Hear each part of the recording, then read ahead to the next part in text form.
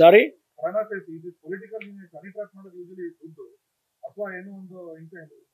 Political motivated ಅಥವಾ ದುಡ್ಡುಗೋಸ್ಕರ ಮಾಡಿರೋದು sir honey trap ಅಂತ ಏನಾದ್ರು ಹೇಳಿದ್ರೆ ಅದನ್ನ ನಾನು ಯಾವುದನ್ನು ಕೂಡ ಹೇಳೋದಕ್ಕೆ ಇಚ್ಛೆ ಪಡೋದಿಲ್ಲ. ಸರ್ ರಾಜೇಂದ್ರ ಅವರು ಹೇಳಿದ್ರು ಅಸೆಂಬ್ಲಿಯಲ್ಲಿ ಮಾತಾಡೋಕ್ಕೂ ಮೊದಲು ನಮ್ಮ ತಂದೆ ಹಾಗೂ ನಾವು ಪರಮೇಶ್ವರ್ ಅವರು ಮತ್ತೆ ಸಿಎಂ ಅವ್ರ ಹತ್ರ ಮಾತಾಡಿದ್ವಿ, ಅವ್ರ ಗೈಡೆನ್ಸ್ ನಂತರ ಅಸೆಂಬ್ಲಿಲಿ ರೈಸ್ ಮಾಡ್ತೀವಿ. ಇಲ್ಲ ಇಲ್ಲ ಯಾವುದೂ ಇಲ್ಲ, ನಮ್ಮ ಹತ್ರ ಏನು ಮಾತಾಡ್ಲಿಲ್ಲ, ಅವ್ರು ಮಾತಾಡಿಲ್ಲ, ರಾಜಣ್ಣ ಅವರು ಮಾತಾಡಿಲ್ಲ. ಈಗ ಈ ಪ್ರಕರಣದಲ್ಲಿ ಪಕ್ಷೀಯರಿದ್ದಾರೆ ಅನ್ನೋ ಕಾರಣಕ್ಕಾಗಿ ಇಷ್ಟೆಲ್ಲ ಆಗ್ತಾ ಇದೆ, ತಮ್ಮ ಮನವಿ ಕೊಡ್ತಾರೆ, ಇದೆಲ್ಲ ನಡೀತಾ ಇದೆ. ಇಲ್ಲಾಂದ್ರೆ ಡೈರೆಕ್ಟ್ ಸ್ಟೇಷನ್ಗೆ ಕೊಡ್ತಾ ಇದ್ರು, ನಮ್ಗೆ SIT ಮಾಡಿ ವಿಪಕ್ಷದವ್ರು ಇದ್ರೆ ಇನ್ನೊಂದು ಒಳಗಾಗ್ತಿದ್ರು, ವಿಪಕ್ಷದವ್ರು ಇರೋದಕ್ಕೆ ಇಷ್ಟೆಲ್ಲ ಹೈಡ್ರಾಮಾ ಆಗ್ತಾ ಇದೆ ಅಂತ. ಅದೇನು ಗೊತ್ತಿಲ್ಲ ನನಗೆ ಸರ್. ಈಗ ಟೈಮ್ ಲಿಮಿಟ್ ಏನಾದ್ರು ಇದೆಯಾ ಸರ್ ಈ ಕೇಸ್?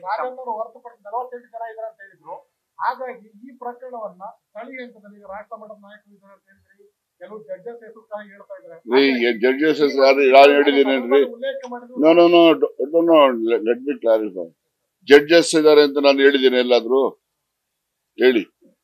ಸುಮ್ಮನೆ ಎಲ್ಲ ನೀವೇ ಕಲ್ಪನೆ ಮಾಡ್ಕೊಂಡು ಜಡ್ಜಸ್ ಇದ್ದಾರೆ ಅಂತ ಹೇಳಿದ್ರು ಅಂತ ಹೇಳಿ ತೋರಿಸಿ ಎಲ್ಲಿ ಹೇಳಿದ್ದೀನಿ ನಾನು? ಇನ್ಫ್ಯಾಕ್ಟ್ ನಾನು ಜಡ್ಜಸ್ ಇದ್ದಾರೆ ಅಂತ ಹೇಳಿದ್ದೀನಿ, ಯಾವುದೋ ಒಂದು ಪತ್ರಿಕೆಯಲ್ಲಿ ಬಂದಾಗ 3 days or 4 days ಬ್ಯಾಕ್ ನಾನು ಕೋಲಾರದಲ್ಲಿ ದಿನ ಮಾಡಿ ಹೇಳಿದ್ದೀನಿ. ನಾನು ಇನ್ಸ್ಪೈಟ್ ಆಫ್ ದಟ್ ಜಡ್ಜಸ್ ಇದ್ದಾರೆ ಅಂತ ಹೇಳಿ, ಜಡ್ಜಸ್ ಇದ್ದಾರೆ ಅಂತ ಹೇಳಿ ನಮ್ಮ ಪಾರ್ಟಿನಲ್ಲೂ ಮಾಡಿರೋರು ಇದ್ದಾರೆ, ಬೇರೆ ಪಾರ್ಟಿ ಮಾಡೋರು ಇದ್ದಾರೆ, ಇಲ್ಲೂ ಒಳಗಾಗಿರೋರು ಇದ್ದಾರೆ, ದೆಹಲಿನಲ್ಲೂ ಒಳಗಾಗಿರೋರು ಇದ್ದಾರೆ ಅಂತ ಹೇಳಿದ್ದೀನಿ ಹೊರತು ನಾನು ಯಾರೋ ಬೇರೆಯವರು ಇದ್ದಾರೆ, ಅವರಿದ್ದಾರೆ, ಇವರಿದ್ದಾರೆ ಅಂತ ಹೇಳಿ ನಾನು ಹೇಳಿಲ್ಲ. ಅವ್ರು ನಾನು ಹೇಳದೇ ಇದ್ದದನ್ನ ನಾನು ಹೇಳವ್ರೆ ಅಂತ ಹೇಳಿ ನನ್ನಿಂದ ಅದನ್ನ ನೀವು ಅದನ್ನ ಸ್ಪಷ್ಟೀಕರಣ ಮಾಡಕ್ ಹೋಗ್ಬೇಡಿ.